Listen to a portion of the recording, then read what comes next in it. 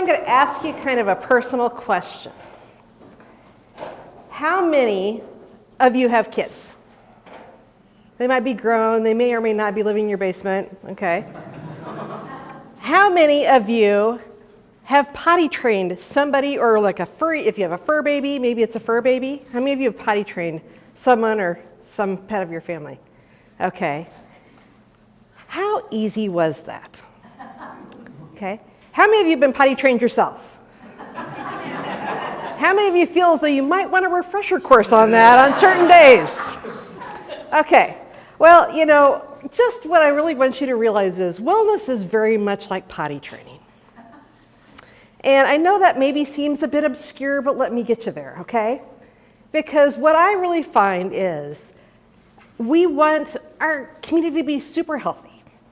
However, just like potty training, sometimes you still have to go back and buy diapers at the store, even when you don't want to. You remember that? You remember like, oh, please, just don't make me go back one more time. I'd love to get out of this, right? Not everybody's ready when we want them to be ready. And that really is wellness in a nutshell to me. You know, as I look at it, it's messy, it's inconvenient. You know, there are many pit stops along the way. You know, keeping in mind, I'm working with every school in Lincoln Public Schools. We've got 60 stops on my road here. And so not everyone's ready at the same time. And it's been a great lesson in patience for me. It's like, gosh, I'd love that school to be ready. They just aren't ready.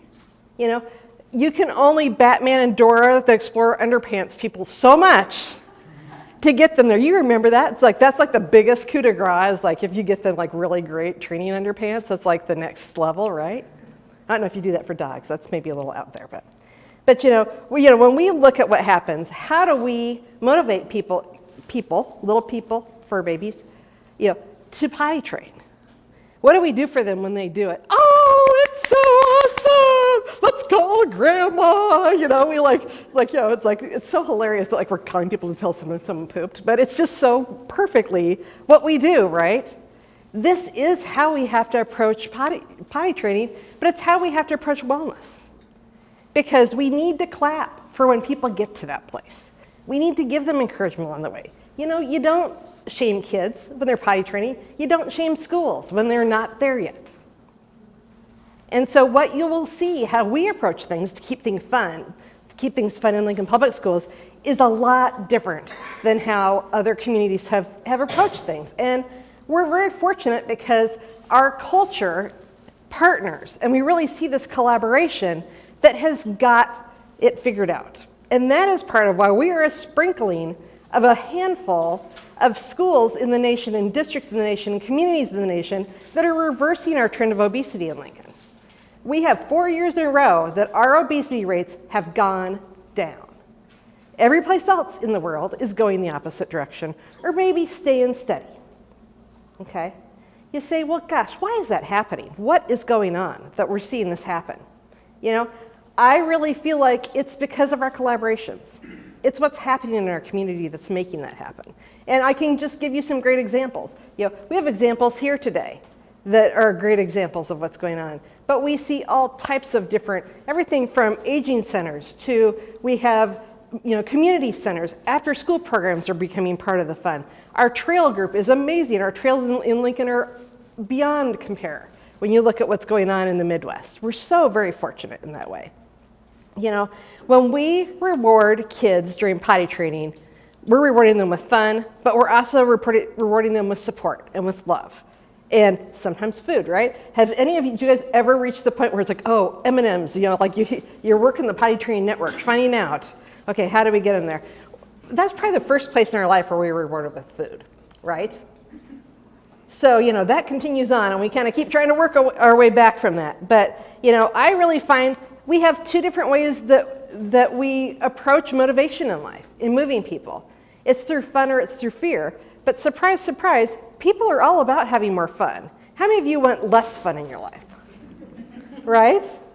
I mean, that's the thing. If we really ride the fun wagon, we're going to be a lot better. When I very first started out 4 years ago, they were getting ready to start heading in the direction of sending out the obesity letters. And I said, stop the presses. this is not where our community wants to go. And it works in some places, but it didn't work here. And we had to really recognize we were going to get to a lot better place down the road by not focusing on the negative and by really focusing on the positive within our community. And to highlight those schools that have it together. Some schools have been on this journey for 7 years. Some schools are starting this year. And we try to highlight those schools that we really see that are doing amazing, amazing things. Okay? We have some challenges. Schools are in a pressure cooker. They are being asked to do more than they've ever been asked to do. They have all kinds of different challenges they never used to have.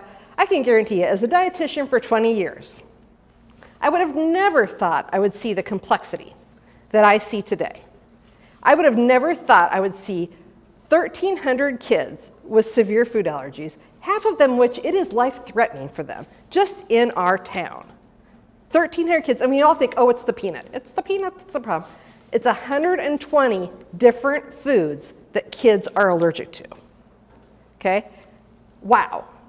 Okay, then add to that, we are really lucky to be awesomely diverse, but being awesomely diverse has its challenges too. We have 28 different countries that we know of represented in Lincoln Public Schools. And then our lovely people in nutrition services, I'm so glad I'm not in charge of that department, they feed 25,000 kids a day. Now, I don't know about you, but I can't get 4 people at my table to agree on what sounds good, what that looks like, and they don't have to eat it in 7 minutes with no front teeth because they're in elementary school, or braces when they're in middle school. We have an amazing array of fruits and vegetables available to our kids, but how often do they make it in the hole is largely related to if they have enough time to chew it. And we have to just keep working on that. So when we talk about, people get excited about expanding the school day, all those kinds of things. Well, are we going to expand it for curriculum? Are we going to actually let the kids have a recess and be healthy? Are we going to let them have PE? Are we going to let them have more than 7 minutes to chew their lunch? I can tell you it makes a big difference. Even my folks that do the recycling and do the Go Green side of things, they said, we're so excited that we changed to recess before lunch. Because recess before lunch means that our kids they're not running out to lunch, so they're not afraid to stop and compost and sort their trash. And they said, it's amazing the schools with recess before lunch, what a difference that makes. Well, we also know it's great for their health. We also know the kids get their chatting done out on the playground, so they eat when they have their 7 minutes instead of trying to catch up with their buddy. Because if you're in school and you're doing the job of school, you don't have time to chat with your buddies. My kids make that very clear. Thank goodness I have kids. They are the great equalizer of all things that you think you know. And they have been my greatest tool in helping me say, is this a really good idea or not? And then, it's great to have your own kids because they're going to be very honest with you and say, well, Mom, that has some negative connotations or whatever, I have some great 80-year-old, 12-year-olds in my household, so that helps. When they were giving a lot of statistics, I know you guys have been here for a long time today, and you're probably thinking, what are our statistics in Lincoln? We have 43% of our families, about half of our families, that have free and reduced lunch. So it's about half of our community. You would never guess that in Lincoln, would you? We really hide our poverty well. And it's because we have a lot of people that have a lot of pride. They're just at a tough spot in their life. It's just the reality of there's a lot of people that are one car breakdown away from not having food.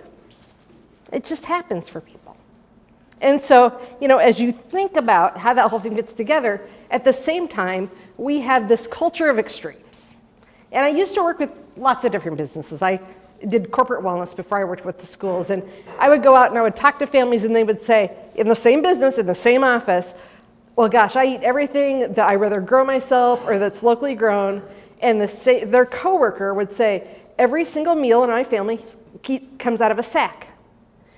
Isn't there room for both of those people at the table? But we live in such a culture of judgment, and we live in a you're going to eat that culture, right? And it's so funny because the people that are over on one side of the hood is like, you're going to eat that, and the people over here are like, you're going to eat that, right? I mean, it's hilarious because it comes from both sides. But really, for us to move forward as a community, that's the piece that has to come to the middle. Because if you have ever tried to plan a healthy event for a school that fits both ends of that continuum, it's a journey. So, and it's very funny because there are sometimes I go in covertly and then they don't know I'm there, and then it's very interesting. I really enjoy that. But I say it's the fast food lovers and the freaka fanatics that have to kind of meet in the middle there. The thing is, girls just want to have fun. We just really want to keep moving in the right direction. But it's tricky. There are so many moving parts to what wellness is. Wellness, when I look at what I do, I work at LPSDO, the district office. Every single department in that entire building, I am doing something with them. Because wellness isn't this. It's not a soundbite solution. It cannot be answered in 140 characters. It does not fit in a tweet, a Facebook post, or anything else. We would love to find the super villain, snuff him out, and fix the world, right? It isn't that simple, is it? But we keep trying to think it's that way because it's the American way to find the faster, it's that whole thing. It's like trying to turbo potty train. You're going to have some messes if you try to turbo potty train.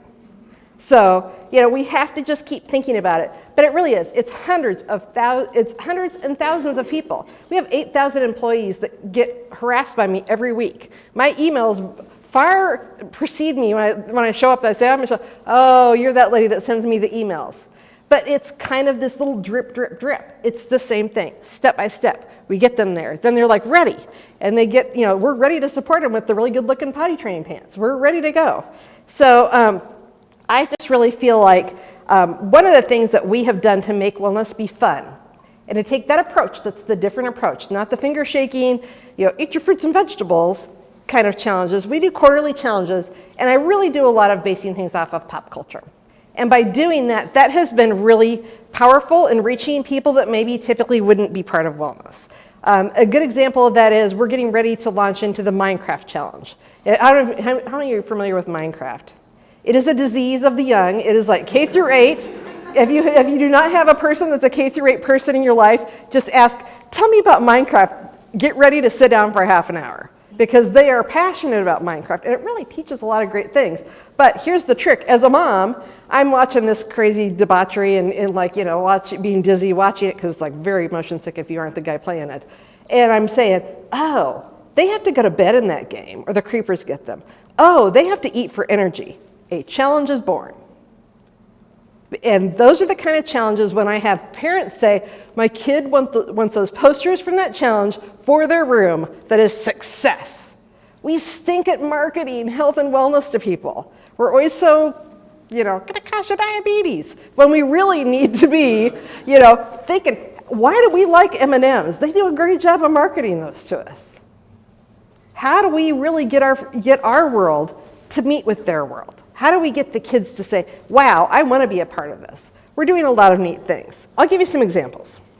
In addition to our challenges, there's line dancing before school starts in class pods in middle school, so that the kids aren't doing the mean girl, mean guy stuff at the lockers. They're dancing before they go to class. My kids that do that say, I'm fine. I'm actually awake when I go to my morning class when I dance before class. They're saying, I really love going to I get emails from people that say, I love the recumbent bikes in the media center. That's the greatest thing now. Instead of just going and sitting and reading, I ride and read. And the kids do it and the adults do it both. We have giant Jenga. If you love box sports, you can kind of build a big giant Jenga. We actually found boxes that you can do that. And there's all kinds of integrative learning things that we can do with that. But I took a giant Jenga to an event the other night. The kids were going wild. And so again, I do that, and then I incorporate it with all the curriculum folks and say, hey, here's some different ideas for integrative education that can go with that, so they can get movement into their learning. If they move, they learn better. That's a huge piece of what we're doing. After school clubs are a big piece of what we're doing. You see far less cookie dough sales, and you see far more walkathons. And it just keeps growing and growing and growing. So I guess what I really want to tell you is, even though we don't have a super villain to snuff out, we are making good progress, even with wellness being messy, But as you look for this magical solution that fits in your tweet, just remember, this is not a 140 character solution that we're looking for. And so if you see some good stuff going on, think potty training, clap, cheer, call grandma, whatever you can do to get them where we're going. And I even won't judge you if you sneak a few M&Ms in. So thank you so much.